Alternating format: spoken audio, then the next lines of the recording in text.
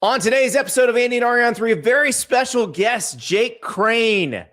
New addition to the On 3 family. Crain and Cone is a show you need to be watching if you're not already. Jake joins us. We're going to talk a whole lot of transfer portal.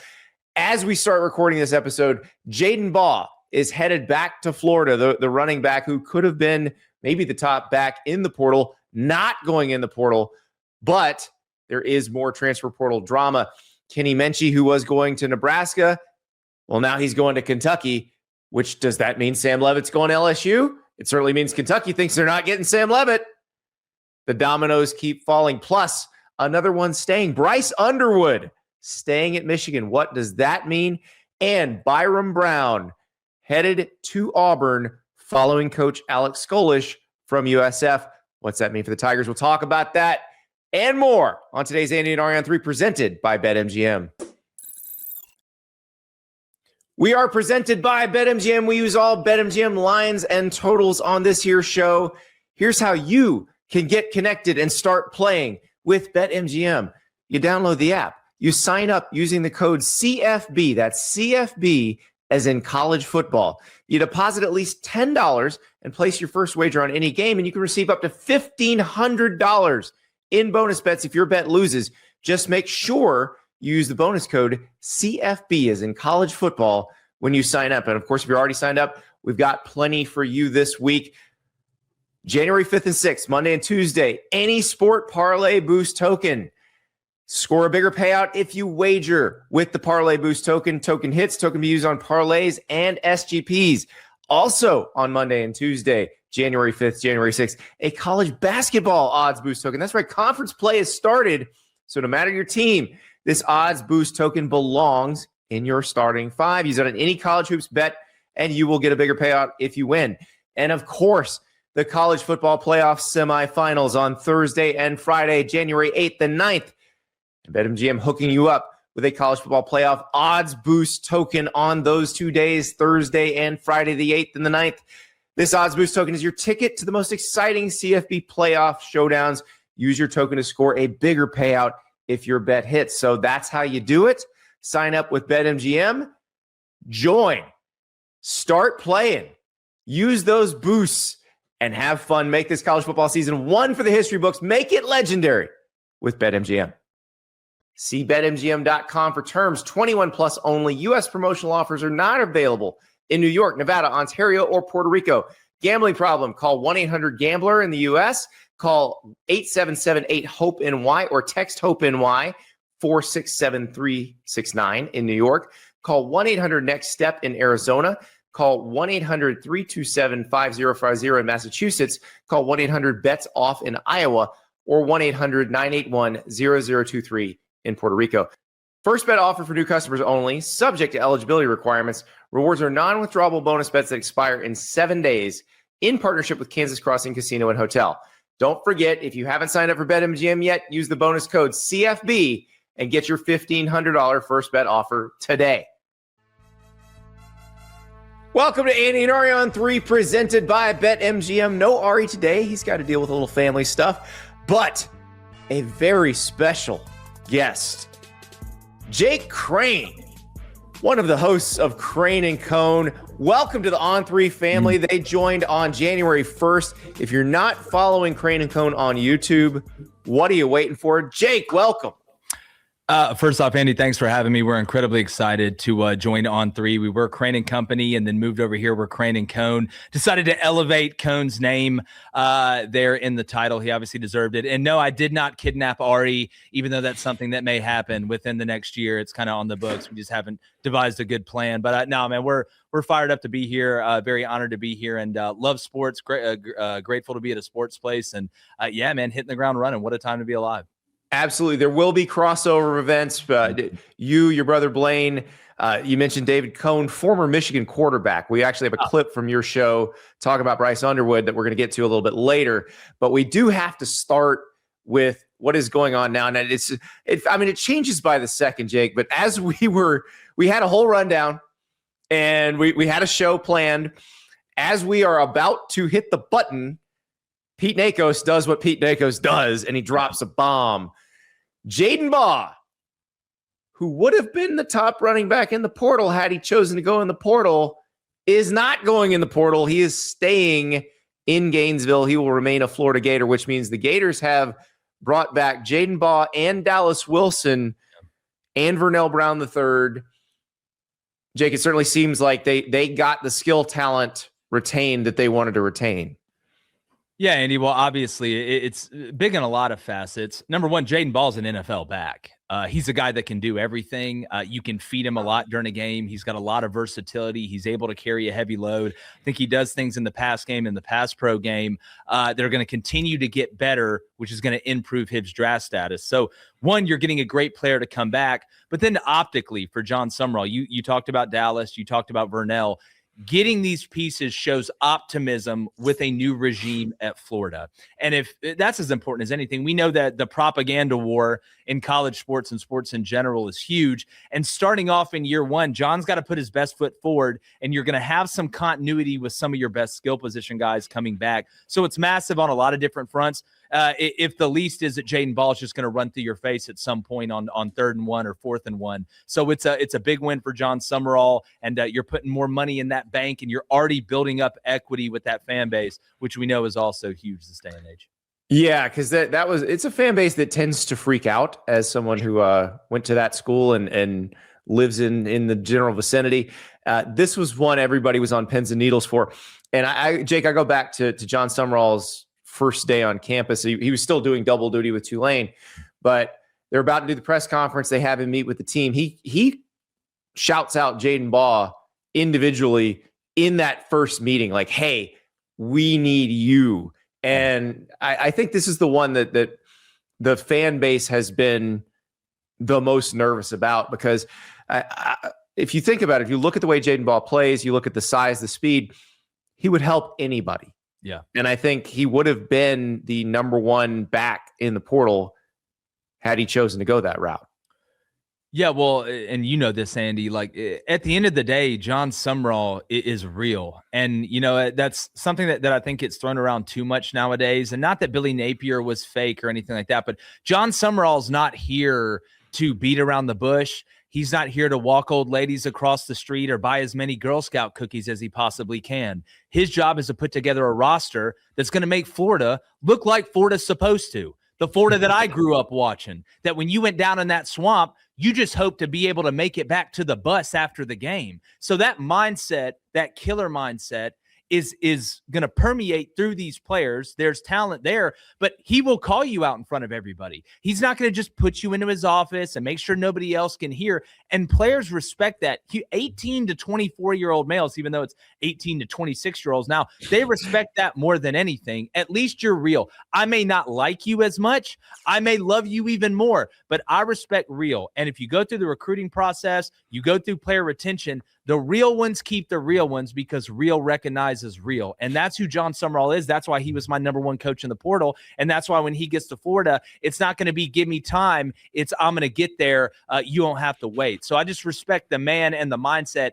And that is what's going to fire up his players. There's going to be a different flavor of ice cream on the field with Florida this year. Not going to be a bunch of moping your heads and, oh, woe is us, and oh, no. It's going to be just, please, for the love of everything sacred and holy, kick this ball off so I can go take somebody out. And that's who Florida should be. Yeah, it feels like they gotten everybody they really wanted. The one other one I wanted to mention was Miles Graham at linebacker, who another, like Vernell Brown III, another legacy. Miles is Ernest Graham's son.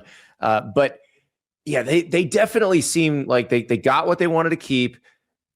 The Lagway thing, they made it pretty clear from the get-go that that's not somebody they wanted to retain. And I don't know that DJ wanted to play for them. It all kind of, worked out. It was a good breakup, right? It's like it just feels like a good luck Chuck situation. Like the next one's going to be perfect.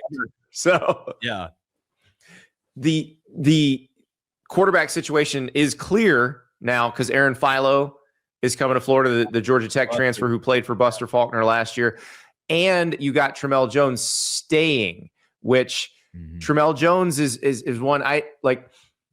I have a hard time figuring this out, Jake, and you tell me, because for those who don't know, Jake has actually worked in coaching before. He played baseball at South Alabama and then was on the football staff at South Alabama. Like, you've been in these meetings, and so I can't figure out, is this going to be an open competition between Philo and Jones, or are they bringing Philo in because he knows the offense and he's the guy. He was going to start at Georgia Tech after Haynes King. It feels like they want them both. They want to see who can play. But I don't know how that works in this era.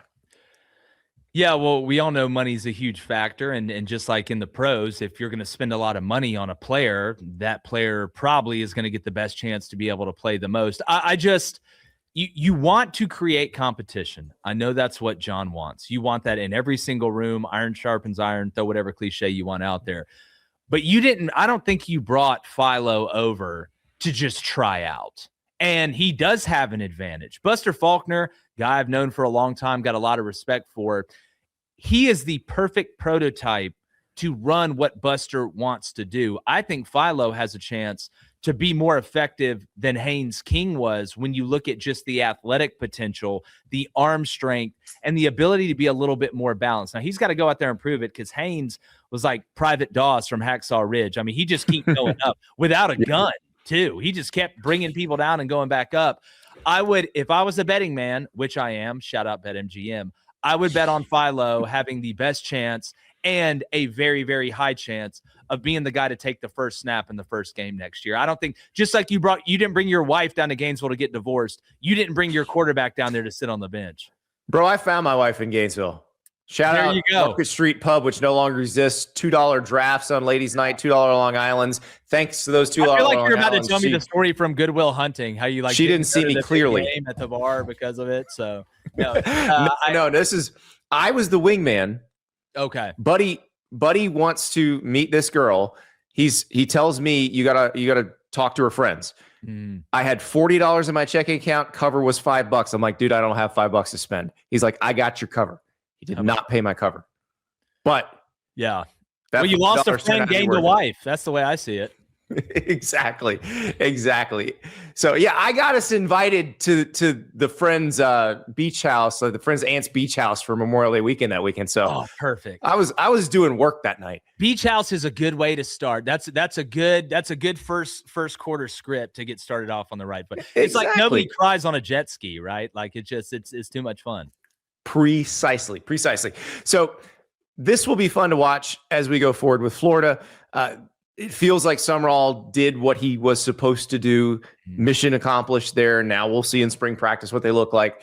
But this is the hard part. Like when you're a new coach, you've got to come in and either get the guys you need to keep, or if you're a situation where the roster wasn't particularly talented, you've got to go find guys to fill quickly. And that brings us to our next story. We're going to be talking Kentucky in a second. But first, these words from Dell. Every great idea deserves the power to bring it to life. Meet the all-new Dell XPS laptop, the perfect combination of style, power, and performance designed to elevate everything you do. With its modern, ultra-thin design, it's as stunning as it is functional. And the battery, it's built to last all day long, from that first sip of coffee to your evening wind down without missing a beat. The Infinity Edge display captivates with vibrant colors and crystal clear detail, pulling you into an immersive experience whether you're working or streaming. And when it comes to performance, the XPS doesn't just keep up, it leads the way. Whether you're tackling your biggest projects or bringing your creative vision to life, it's built for editing photos, mixing tracks, and designing masterpieces. Powered by the Series 3 Intel Core Ultra processors, the XPS gives you the freedom to create without limits all day long. The Dell XPS proves there's no need to compromise. Style, power, and reliability come together in one expertly crafted machine. Check out the all-new Dell XPS at Dell.com/XPS.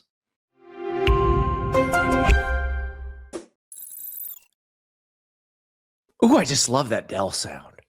Yeah, I just keep thinking of the commercials where the guy's like, dude, it's a Dell now. Dude, you're getting a Dell. No, yeah, my son, that was my great son marketing. uses a Dell. It's 2026, and I can still remember that. Oh, yeah. My son has a Dell laptop, uses it for school, loves it. Nice. Projects, he photoshops things for me. I've got fire edits from my kid who wants to be the next Hayes Fawcett. So it's going to be a good relationship here with the Dell folks. But Jake, we got to talk about new coaches trying to figure out what they're doing and how it affects other programs, because the Kentucky quarterback situation has long tentacles.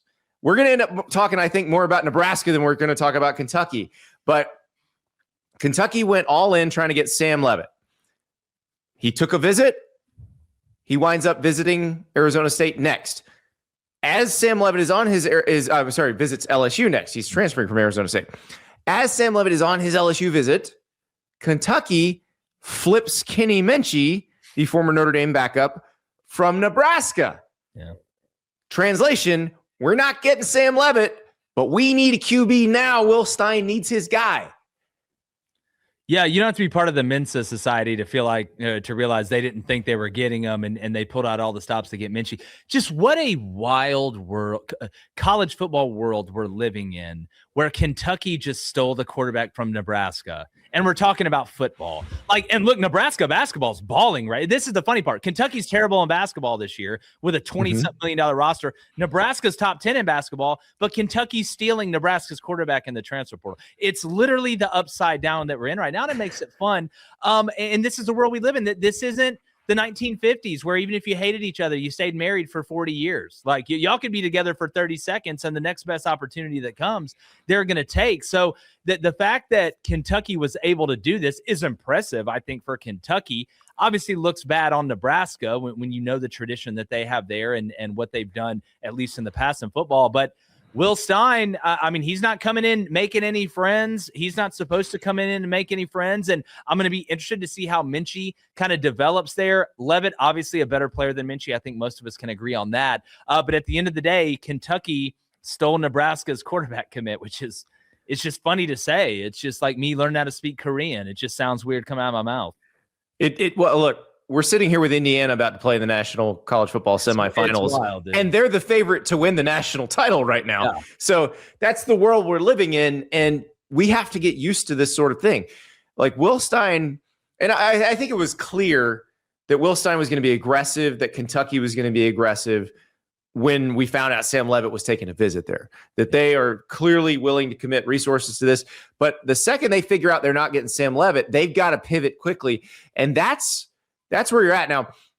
Our friend Will Compton, fellow Nashville resident of yours, Nebraska alum, was not happy with this. He retweets our On3 graphic and says, Kenny Minchey just F Nebraska.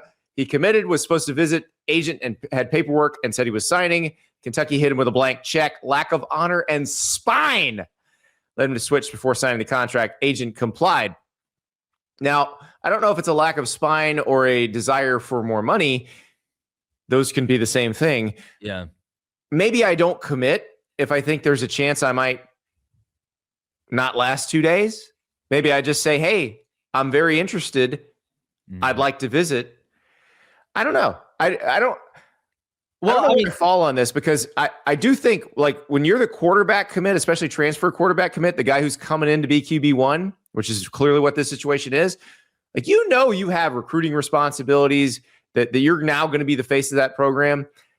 I'd be a little careful with the C word there. No, wait, look, I'm a firm believer in two things can be true at once.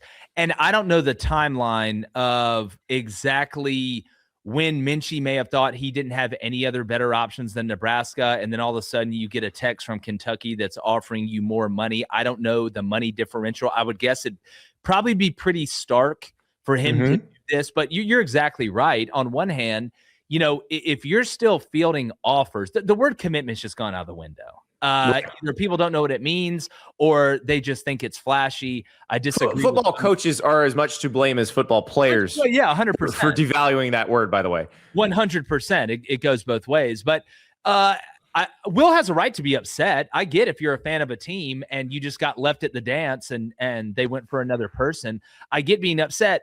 The lack of spine thing, here's my question I would ask Will. If you got offered right now, if you're making what you're making right now, and then you got offered a substantial amount of money more, even though you had made prior announcements and commitments to this place, is it a lack of spine if you decide to go or a lack of brain if you decide to stay? At the end of the day, My job as a father and a husband, and I know Minchey may not be this far in life yet, is to try and provide my family with as much resources and money and stuff as possible to give them the best life possible. So I look at it through that prism. I get being upset, especially when you know the way this stuff works out. Like, this is, who does this really I think in Will's case, if he tried to flip on Bussin' with the Boys, Taylor Lewan might kick his ass. So I mean, he might, but I'm still going to get paid. I don't know. That's a pretty fair fight. So we'll I see don't know. how that goes. I take Taylor's huge ass at the end of the day. I'm a physics guy, but like I can understand. Again, that's why I'd love to see the numbers. I would love to see, like, if you left for an extra 50,000, that's obviously a lot different than leaving for an extra 500,000. So I would expect that this was a significant number because right? If you were in the mix for Sam Levitt, you had a significant budget. I would be willing to guess they probably didn't pay Minchey as much as they were going to pay Levitt. No, which means money at the end of what the day. You told Minchey is, we're going to give you this, which is significantly more than Nebraska is. And oh, by the way, we just saved what we were planning on spending a little bit. And so we're going to use that to get you somebody else, some playmakers. And we'll see how it goes. But Will Stein, very aggressive so far. But this reminded me of a quote from last year. And I remembered the money part of the quote, but actually we went and found the clip. Producer River found the clip, and it is even more interesting. So this is a quote from Matt Rhule, and he's actually talking about high school recruiting, but it applies to portal recruiting as well. This is last April, Matt Rhule being very prescient. I just have to be sure that they're good enough. And I don't think asking guys to come to camp the whole thing like, hey, you should be the first offer at Nebraska. You know, desperate teams always set the market. Let me say that one more time. And rev share and all this, desperate teams set the market. So if they know that, hey, straight up, we can't beat a Big Ten team or we can't beat Nebraska, then we better offer them a year earlier and say Nebraska doesn't care about you. We care about you. We just we got to make sure that you're going to help us beat Ohio State. That's my job, is to be really focused on, serving that one master, which is college football playoff, Big Ten championships, national championships. That's all anybody wants. So I better do that. If you're not doing that, then people say, why? But that is a lot to unpack because, again, he was talking about high school recruiting when he's talking about it, offer a year earlier, show the love. But the desperate teams set the market applies to everything. And Kentucky is desperate. Kentucky just committed $38 million to buying out Mark Stoops. Now, he was nice enough to let them do an installment plan instead of the lump sum that his contract called for. But Kentucky has committed a lot of money to regime change in football. If they do not do this right, if they don't set up Will Stein correctly, then what did you spend all that money to get rid of Mark Stoops for? So they have to do this. They're the desperate team, and now they've made Nebraska the desperate team. Yeah, I mean, sorry, Matt, you better start learning to speak desperate because it feels like the shoe's a little bit on the other foot here. To your point about Will Stein and Kentucky, you're exactly right, Andy. They are going all in on football. You heard that right. Kentucky is going all in on football, and good for them. I don't think Will would have taken the job if he didn't, but it does feel like at a place like Kentucky that is still a basketball school, you really get one shot at this. I would compare it to maybe telling your parents that you don't want to be a lawyer, you want to be an artist. Okay, well, you better sell a lot of paintings, bud, because this is your first and only opportunity to go prove this to us before we make you do the other thing, which I'm happy for Kentucky. But you're exactly right, Andy. And I know Will knows this. I'm not saying next year they got to go win the national championship, but you better show legitimate progress. And this is what happens as well. There's a good side and a bad side of this. The good side of some of these non-football schools that are now going all in on football, if you're a coach that takes that job, you're like, great, that's awesome. And Deion, what he did at Colorado early, kind of showed fan bases that, hey, this can happen. Look at what Indiana is doing. Look at what Vanderbilt is doing. So now it's been proven that it can work. So if you go in there as Will Stein and they put all this money toward it and it doesn't work, then it makes you look like the fool when it's worked at another basketball school like Indiana and a baseball school in Vanderbilt. So there's two different ways to look at it, but I do think this is you have 3 years to show me that you're a great painter. If you're not a great painter, guess what? We're studying to take the bar again. Yeah, I think it's 2 years, 3 years, and it's interesting because that's where Matt Rhule is at the end of year two. And excuse me, at the end of year 3. Sorry, at the end of year 3, he's not had the year 3 at Nebraska that he had at Temple or at Baylor. Yeah. So the question is, where are they in relation to this? Because I'm with you. In this era, you don't really get 4 or 5 years. No. You're going to get 2 or 3 now. Now, Matt Rhule got hired earlier than that. But I think, like, there's a reason Michigan hired a 66-year-old coach, because they're not worried about him building for 4 years from now. They're worried about Kyle Whittingham winning now. And Matt Rhule has to find a way to win now. Now, they've got to go find a quarterback. And so who might that be is another question. The names that are out there, Anthony Calandria, who was at UNLV this past season, went to play for Dan Mullen after playing at Virginia. Bo Pribula, who was Missouri's starter last season, he had looked at maybe going to rejoin James Franklin at Virginia Tech, but Ethan Grunkemeyer is rejoining James Franklin at Virginia Tech. Aiden Childs, who was at Michigan State and Oregon State before that, went with Jonathan Smith to Michigan State. And DJ Lagway, who visited Florida State, but then Florida State went with Ashton Daniels. Mm-hmm. So DJ Lagway, former Florida quarterback, still in the market. So the first thing just with Matt Rhule, you know, the MO on Matt Rhule is that he's a builder. Like he went to places that had less resources. You go back, you look at Temple, we can go through it. And he started building those programs up, and then he would go to a higher level. Well, when you go to a place like Nebraska, and I know everybody makes fun of Nebraska being bad now and that you guys were only good way back when with Tommy Frazier and all this other stuff, Nebraska still is as passionate about football as they've ever been. They are still as willing to spend as much as they've ever spent. And if you're a Nebraska fan right now, you just got to almost feel like you're in purgatory. Now, I think after this year, the doubt has really crept in. I think there was some worry that maybe Matt Rhule isn't as elite as what we thought, and giving him all these resources at a place like Nebraska, maybe he isn't that guy. Maybe he's just good at turning small gas stations into a little bit bigger gas stations. They'll never be a Buc-ee's. Like, I understand the doubt right now from the Nebraska fans. Matt Rhule's, it's got to be a big jump too. Yeah. It seems like it's either hit a ceiling or it's starting to regress, and this was his MO. As far as quarterback, I think he has to make a splash. I think DJ Lagway would be that splash. Now, do I trust DJ Lagway to stay healthy? Do I think he could be the best quarterback that could go out there and get right now? The jury's still out on that. I think his potential to move, but your best ability is availability, and he's been beat up a lot. So I think if they were to go get DJ Lagway, a lot of Nebraska fans would be hyped up. Will Compton would be tweeting out, oh, he's way better than Kenny Minchey anyway. This is a win for Nebraska, this, that, the other. But at some point, Matt Rhule has got to take you from mid to really good to possibly elite. There is a lot of pressure on that man this season to make a big jump and make sure that this wasn't just some pipe dream and you taught a kid how to walk, but you never taught him how to run. Well, you heard the end of that quote where he said, we're worried about Big Ten championships and national championships. They're pretty far from that right now. And I'm worried about winning the lottery, but that doesn't Let me give you a blind resume. You ready for a blind resume, Jake? Let's do it. Coach A, 19-19 after 3 seasons at Nebraska, 10-17 in conference play. Coach B, 19-19 after 3 seasons at Nebraska, 12-14 in conference play. Who's who? I'm going to guess that Matt Rhule is obviously one of them, and I'm going to guess Scott Frost is probably going to be the other one. Or is it Bo Pelini? It's Mike Riley. Bo Pelini would have a lot more wins. Wow, that's a throwback. I remember when Nebraska fans were all upset about like the California connection that wasn't working out with Mike and all that.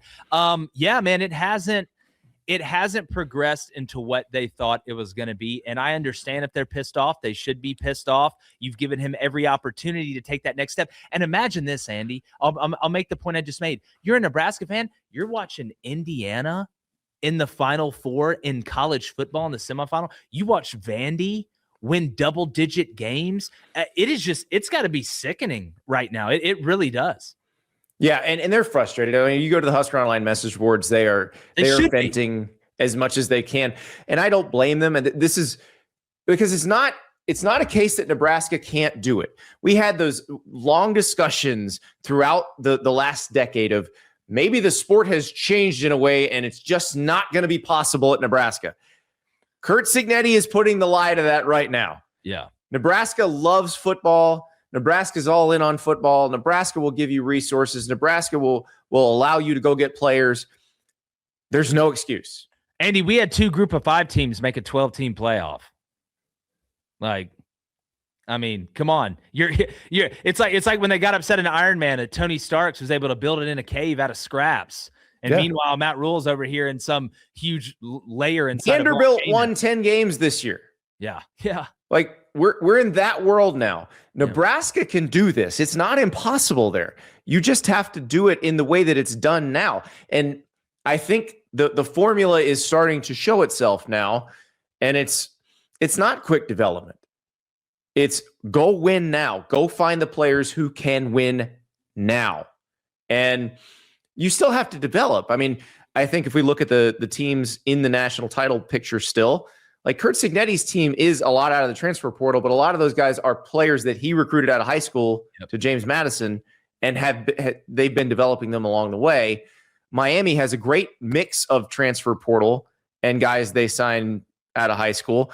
Ditto for Oregon. Ole Miss has more of the high school guys than you think, but they've done a good job of getting portal guys. And Lane always did a good job, I thought, of finding portal guys with tons of eligibility. So it felt like they'd been at Ole Miss the entire time.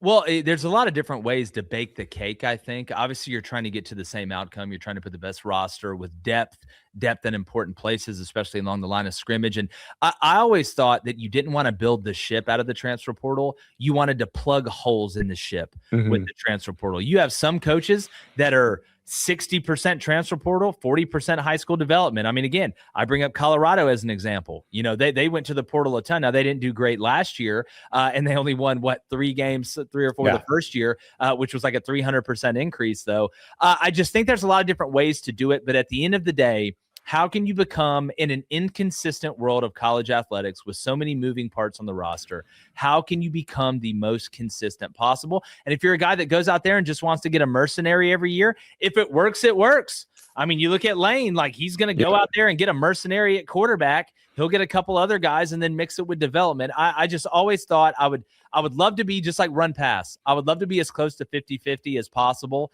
But again, you know, the timeline has sped up on these coaches. So you're almost forced to go into the portal to show instant progress, to then show recruits that this is going to be a place you can come win. So it's some people do it different. It's worked in multiple ways. They just haven't found the right way to make it work yet. Well, and Matt Rhule's in a tough situation too with the fans. I think he's actually in a fairly secure situation because he just got that extension. When Penn State opened, Nebraska jumped and gave it an extension. Now he was, I believe, 6-2 this season when all that happened. So it will be it's going to be a very interesting situation. Yeah, look, you better win or regardless, they'll find there's enough corn in Nebraska. They'll fire you into the sun, bud. Yeah, they especially are not looking at another Big Ten school that was in a lot worse shape competing for a national title now in Indiana.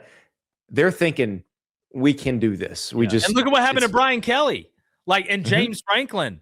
Like, dudes are getting, it's like the Earls of the Viking lands are getting chopped left and right at the first sign of weakness. Ragnar showing up on the boat dock with the boys, and you're cooked.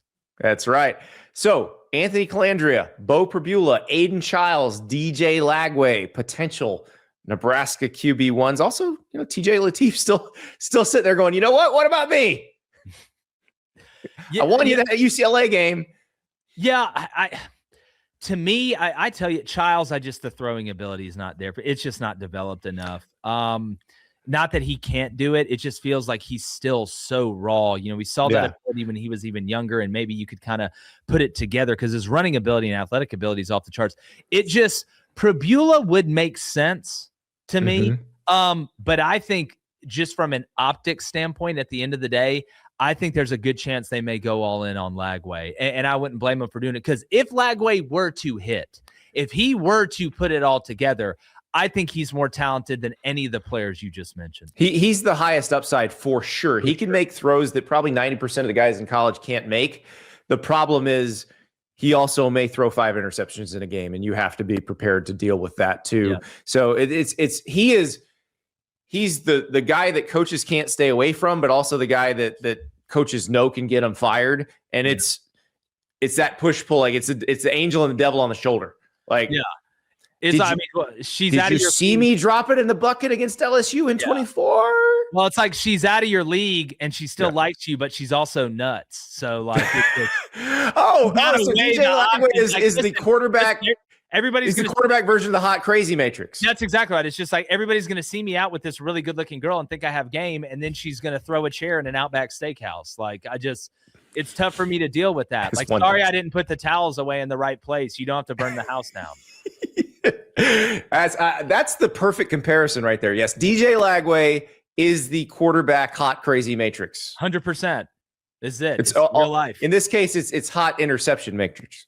Yeah, rich ugly guys have this problem. That's what Nebraska is like, right? They're a rich ugly guy. It's just the truth. They are. Look at Matt Rhule. Matt Rule's a good looking dude. I mean, he looks like he's about to. I will not have this Matt Rhule slander. He's a very handsome man, but he does need to go find a quarterback now. He'll be a lot more handsome with a better quarterback, Andy. One place where they do have a quarterback now is the place where your dad played. Mm-hmm. Jake Crain, for those who don't know, a former Auburn star. Now, things have not gone well in the loveliest village on the plains. No. And they fire Hugh Freeze. They hire Alex Golesh. The supposition all along was that Byrum Brown, the quarterback for Alex Golesh at USF, would be following along. That is now official. Byrum Brown is headed to Auburn. How do we feel about it, Jake? Well, look, if you're an Auburn fan watching this, you know the next thing I'm about to say is 100% true. They could have sent Moses at quarterback and every Auburn fan would still be worried. Like, you're feeling better, but at the end of the day, it's Auburn. So you're always going to worry about how this is going to fail.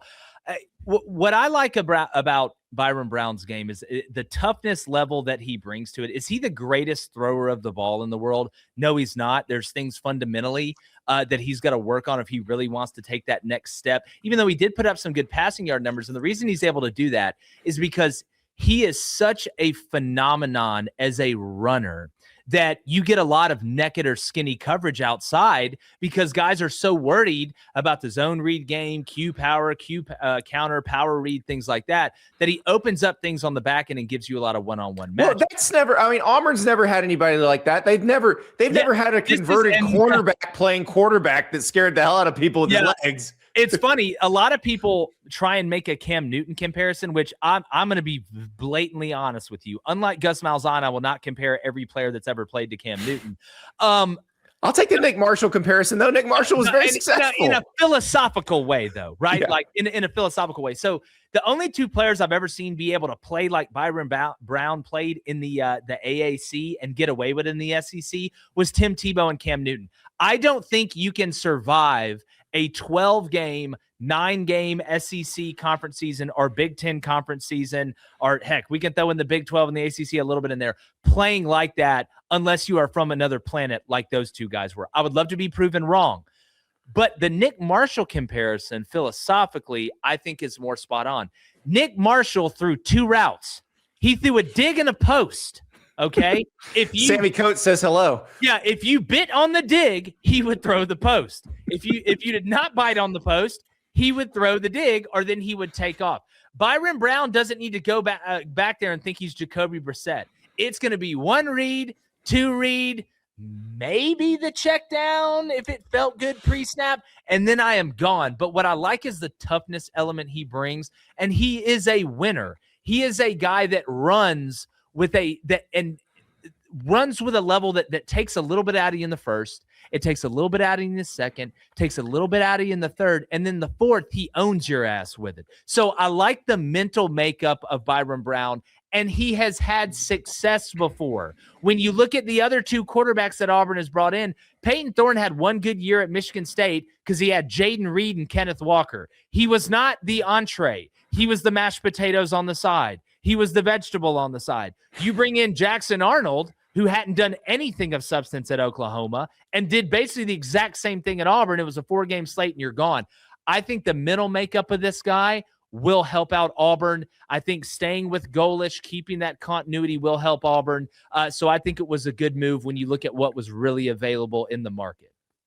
Well, and the fact that Golesh knows what he's getting and knows how to use the guy. This is Byrum Brown has started for Golish for 2 years. He knows exactly how to use him and how not to use him. I think that's even more important. I mean, Hugh Freeze never figured out how or how not to use Peyton Thorne. He never figured out how to use Jackson Arnold, or that he shouldn't have been using Jackson Arnold over Ashton Daniels.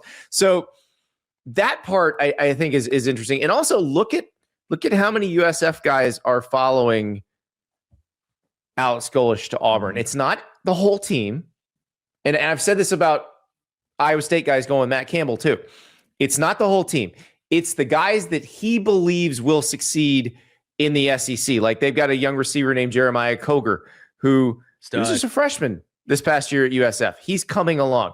They even brought their backup quarterback, Lachlan Hewitt, who, by the way, if you remember the fake punt that they ran with him where they snuck him in as the punter.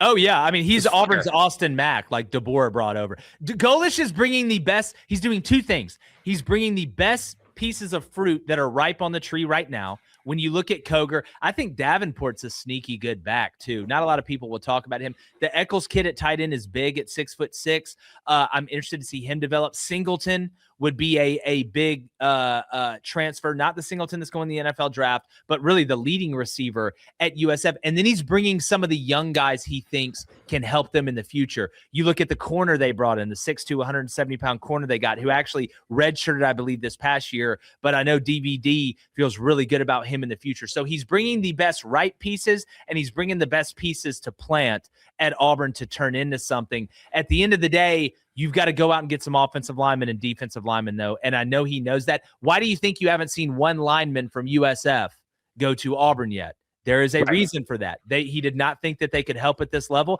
And I think it kind of held USF back offensively a little bit, even with Byrum Brown, even with Davenport, even with Singleton, even with Coger. So I think Golish is going about it the right way.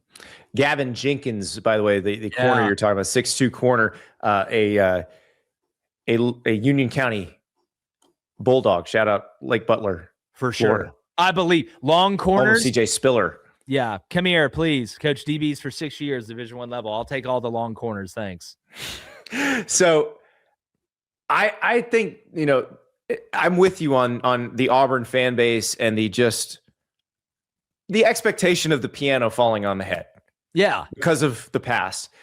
But I really do feel like Golish has come in with a good plan. And it's interesting because the plan, I think, from John Cohen, the athletic director, when he did this coaching search was, we're just going to keep this roster together. Like, we're going to keep Cam Coleman. We're going to keep all these guys.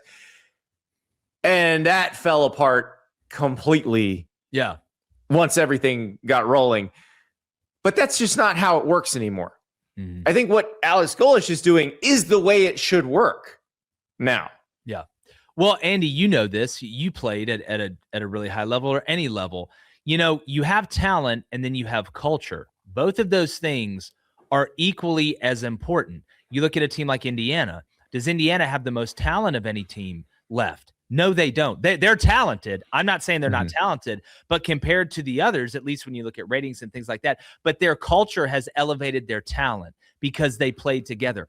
What I've tried to tell Auburn fans when we've spoken about Auburn specifically is you've got to think about this in a different way. You look at Cam Coleman, you see the highlight catches. He is so talented. Now, you talk about running two routes. He runs a hitch and a go. Those are the two things he can do. He's still very raw as a route runner.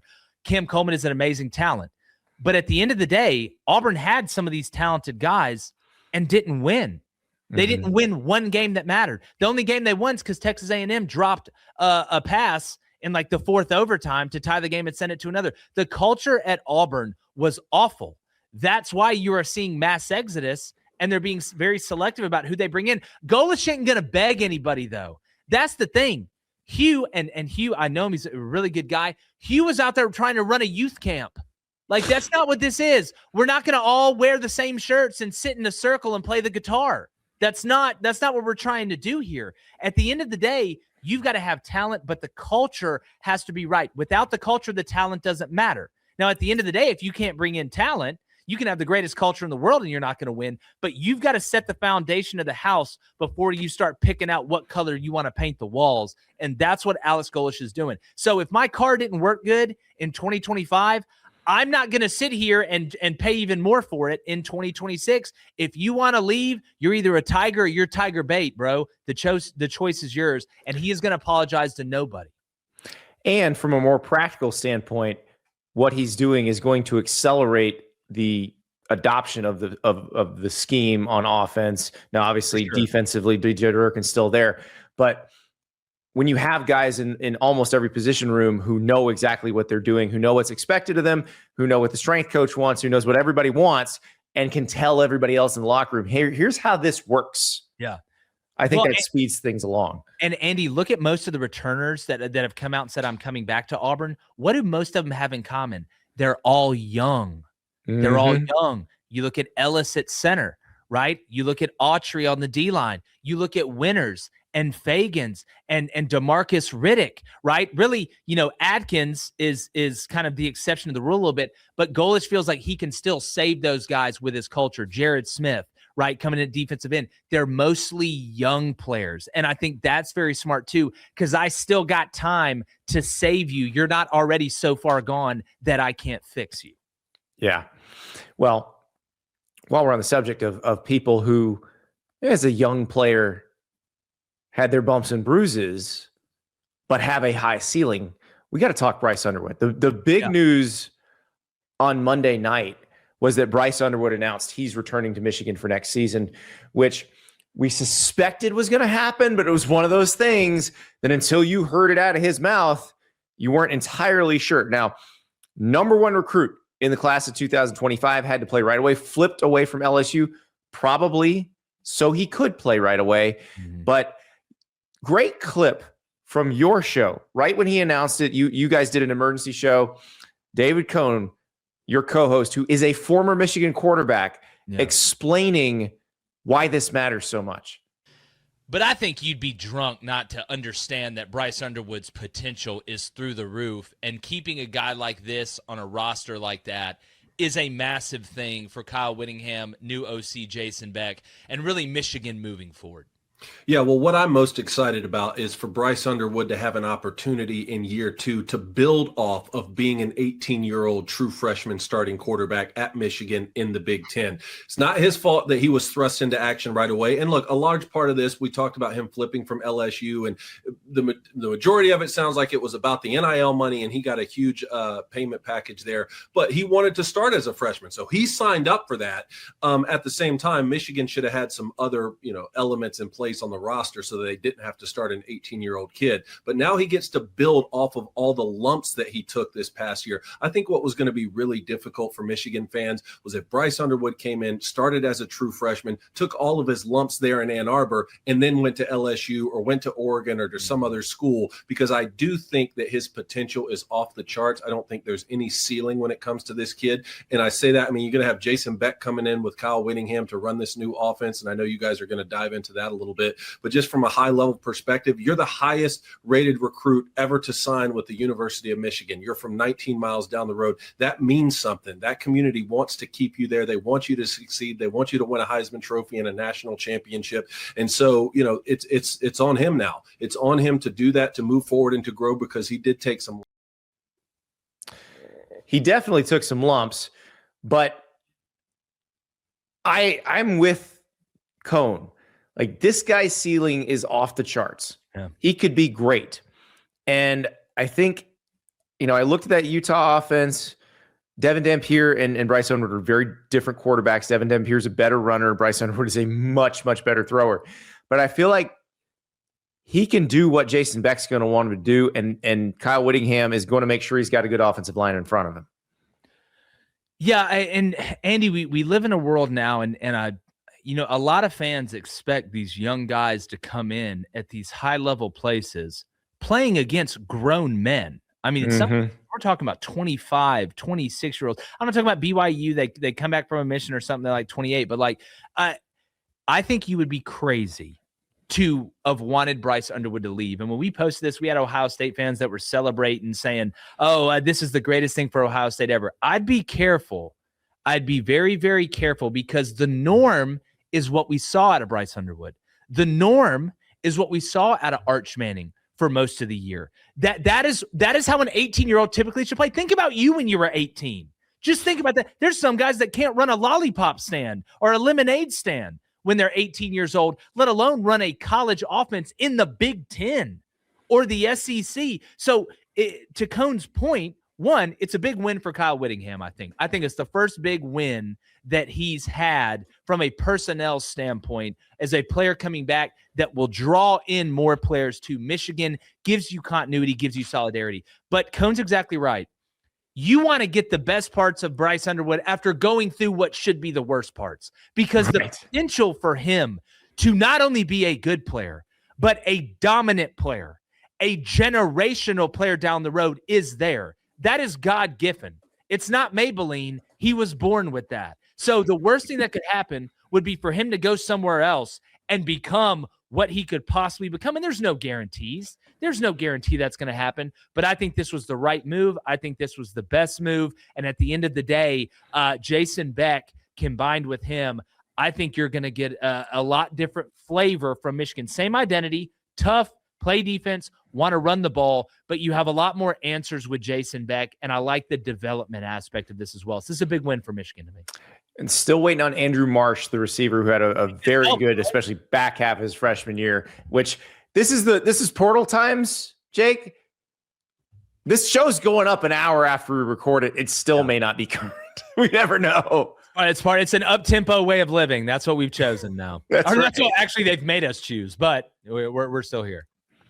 Well, I keep coming back to Michigan winning 9 games with everything that we learned was going on in the background. Yeah. I mean, Sharon's on OnlyFans meetings before the game, and you won 9 games in the Big Ten. Goodness gracious. Like, I would love it. It's funny. You brought up Auburn before. You know what Auburn fans would give for 9 wins right now and a young quarterback with a lot of potential. In a good league. It's not like Michigan did this in a bad league. Yeah. Like, this is what a high class problem. Oh, you went 9-3. It's like Marie Antoinette. Like, that's what it reminds. Like, what a high class problem you guys got over there going 9-3. I'll trade. I'm sick of getting rawhide wallets. I want Hulk hands at least once. Well, I am fascinated to see what Whittingham can do with this, because I think you set, and this goes back to the conversation we were having earlier in the show about Matt Rhule and about Alex Golesh taking over and Will Stein taking over. If you are a year one coach now, there is no build time. It's immediate. And, Kyle Whittingham is coming off a 10-win season at Utah. He's taking over a team that won 9 games at Michigan with all of that crap going on in the background. I think bare minimum, the expectation should be college football playoff team. Bare minimum. 100%. And again, that goes to our last point. If you're upset about 9-3, you're probably thinking Kyle Whittingham should go from Utah to Michigan. And, and I've got a ton of respect for Utah. I actually think Utah may be the most underrated football state that we have in the contiguous United States. That's a story for another day. But going from Utah to Michigan, you do feel like is an upgrade. You really honestly believe it's an upgrade. And with more talent, there's more responsibility. And Kyle Whittingham got universal praise.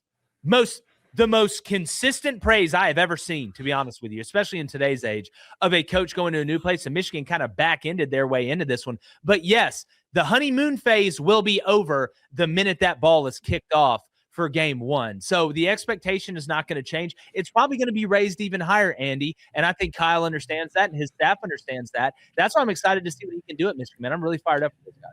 And they got the quarterback. And again, I go back to the Devin Dampier offense at Utah. Like, you would have liked at Utah for that to be a little more dynamic of a passing offense. You can make it a more dynamic passing offense at Michigan because you have the guy to do it. Now go get him some receivers to help out, because keep Andrew Marsh, then go get him some more and have fun with that, because that can be a team that can compete for everything. Yeah. Well, you feel like they're just a couple pieces away. Like, Michigan is going to be good up front. It's just like, I know my 11-month-old's going to wake up at 7:15 in the morning. That's what she does. I know that Michigan's going to be good on the offensive line and the defensive line. They are a couple pieces away, you feel, because I believe Samaje Morgan got in the portal again. That guy dropped more than a news station, but that's a story for another day as well. They're a couple pieces away from they can run jet sweeps with other people. That's exactly right. That's exactly right. They're a couple pieces away from you feeling like, hey, Bryce Underwood starts living up to his potential. This is a balanced football team. This is a dangerous football team. This is possibly a championship football team. One more thing before I let you go, Jake, and this has been an absolute pleasure. Again, I look forward to the collaborations. If you're not following Crain and Cone on YouTube right now, as soon as you're done here, hit that follow button. You should obviously be following the On3 YouTube channel as well. Want you following both, but Crain and Cone, they hit the airwaves whenever something big happens and just daily. So I want to make sure everybody knows, hit the follow button on Crain and Cone. We can't do this without talking about Lane Kiffin. Yeah, we're not contractually obligated to talk about Lane Kiffin on every show, and now we have to talk about Lane Kiffin. We started this show with a discussion of Sam Leavitt visiting LSU, Kentucky going out and getting Kenny Minchey because they weren't going to get Sam Leavitt. So that might mean that Sam Leavitt's going to LSU. Two people we know who are not going to LSU. We already knew Trinidad Chambliss wasn't because he did a deal with Ole Miss a couple nights ago. Kewan Lacey on Monday night, the running back, also coming back to Ole Miss. And now the LSU fans are freaking out. Look, again, we were just talking about things that we know are going to be the case. Michigan on the line of scrimmage, my daughter waking up at the time she does. I would never worry about Lane Kiffin's offense. He brought in I don't care what Trinidad Chambliss won at the place he was before. He brought in a D2 quarterback, and the guy is an absolute baller. We all thought it was going to be Austin Simmons, who, by the way, is going to what? Missouri? It's not like Austin Simmons is a bad player. He's also a rocket scientist. But to the LSU fans, I want you to listen. I want you to just come here. I want you to sit down. I want you to listen. Stop worrying about the offense. This guy does not produce bad offenses. He could go get a hobo out on the street to throw for at least 2,500 yards, and you guys average 30 points a game, and it's LSU. Don't worry about it. But then the beautiful part is you still got Blake Baker on the defense. You still got him trolling around out there. Stop worrying. You got your guy. I'm not going to sit up here and pretend that Lane Kiffin's going to struggle on offense at LSU. And I'll go ahead and tell you this too. And I know there's people out there that hate Lane Kiffin, and that's fine. I think Lane Kiffin's a guy you either love or you hate. LSU will win a national title within the next 4 years. Ooh, okay. Win a national title, not get to the title game, not make the college football playoff, not win the SEC. LSU will win a national title with Lane Kiffin in the next 4 years. Stop worrying about stuff that you shouldn't worry about. Well, I'm with you on the offense part, especially if they wind up with Leavitt. Now, again, this is portal times. Things can change quickly. Leavitt has not said yes, and Miami still looms out there. We'll see what Oregon has to, if Oregon's going to get into this thing. We don't know what Dante Moore is going to do. But if you wind up with Sam Leavitt and you're Lane Kiffin, there's absolutely nothing to worry about. No. I tend to think about it the way you do. The man has never had a bad offense. Mm-hmm. Never. So I do think the concern is probably because I think what the LSU fans thought is because Lane Kiffin's here, they will automatically just clean house in the transfer portal. I'd like everybody to go back to this time last year at Ole Miss. I don't know that people were just aghast over the names that Lane Kiffin was bringing in. Like if you watched Oklahoma State, you knew Deshaun Stribling was pretty good. You'd seen a little bit of Luke Haas, the tight end. So you knew they were getting some good players, but I don't know that anybody realized how good Kewan Lacey was. Yeah, I'm not questioning Bobby Flay while he's making me dinner. Like I'm not doing that. If you're Sam Leavitt, why would you not go to LSU? Like if you want to lose weight, you go see Jillian Michaels and let her yell at you till you lose it. You got a problem with your dad? You go see Dr. Phil. You want to become an elite quarterback and be in the Heisman conversation and really elevate yourself? You go play for Lane Kiffin. It's just the way the world works, whether you love the guy, hate the guy, or whatever. At the end of the day, the man is a master in the art of quarterback development. Well, I mean, while we're making timely and topical Jillian Michaels and Dr. Phil references, let us remind everybody that Lane Kiffin smashed records at Alabama as the OC with Blake Sims as the QB. That's what I'm saying. Like, again, this man at the end of the day is a savant at doing this offensively and with quarterbacks. Name the last bad quarterback that Lane Kiffin had. You can't. There isn't one. It's like, it's the same reason that I never caught the tooth fairy when I was a kid. The man got Jonathan Crompton drafted. Yeah, like this man will get the most out of whoever. He'll get the most out of him, then go play 18 holes with him, and they'll just be buddies. Like, that's what I'm saying. LSU fans, y'all got to stop worrying about this. Y'all gonna give yourself a heart attack for no reason. LSU's here. They're well, back. I mean, but this is why you hired him too. For sure. He better hope that your prediction comes true and they win a national title in the next 4 years, because he did just leave a team that actually has a chance to win the national title. I'm not sure he thought they actually had a chance to win the national title, but yeah, and Ole Miss can certainly win it now. Anybody that thinks Lane Kiffin was rooting for Ole Miss against Georgia, I'd be willing to bet all the money I have that he was rooting for Georgia. He probably put on the shoulder pads with the spikes and painted his face while he was watching it. Like, Lane Kiffin 100% does not want Ole Miss to win a national title. Well, and this Kewan Lacey. This Kewan Lacey news, like, could they run it back under Pete Golding? Like, especially if Trinidad Chambliss gets his eligibility for next year? Yeah, because I think so. Look, play calling is very important. I am not slow playing or downplaying play calling.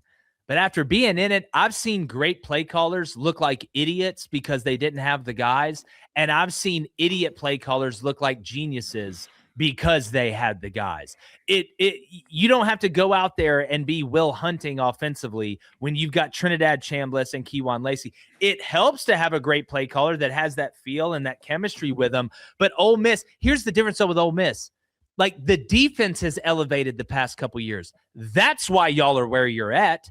The offense has really never been a problem, if we're going to be honest, but it's the team balance and the defense being able to do their share to win these big games, like slow Georgia down in the second half. That's why I'm so shocked that we're sitting here talking about this year's Ole Miss team doing this, not the one they had last year, who had one of the best front sevens in the country at Ole Miss with Jackson Dart and those guys on offense. I think it's a credit to the team building in all three phases that they've done, which is why they're at. And now you got a defensive head coach. So you bring back some offensive studs, got a defensive head coach. You feel pretty good about making another run at it next year.